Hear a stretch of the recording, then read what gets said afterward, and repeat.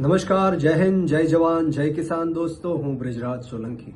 મિત્રો, તાજેતરમાં સમાચાર આવી રહ્યા છે કે બોટાદ જિલ્લાના ગઢડા તાલુકાના મોટા સખપર તાલુકા પંચાયત સીટના જીતેલા અમારા આમ આદમી પાર્ટીના ઉમેદવાર પ્રવીણભાઈ મકવાણા ઉપર આજે જીવલેણ હુમલો કરવામાં આવ્યો છે.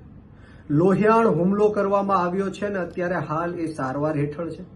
પરંતુ વાત મારે એ કરવાની છે કે આમ આદમી પાર્ટીના ઉમેદવારો ઉપર ચૂંટણી પહેલા પણ હુમલાઓ થયા, ડરાવવાના ધમકાવવાના પ્રયત્ન થયા અને ચૂંટણી લડ્યા બાદ જ્યારે આમ આદમી પાર્ટીના ઉમેદવારો જીત્યા ત્યારે પણ ગુંડાઓ, માફિયાઓ, ગેંગસ્ટરો આમ આદમી પાર્ટીના જે ઉમેદવારો છે એમની ઉપર હુમલાઓ કરે છે.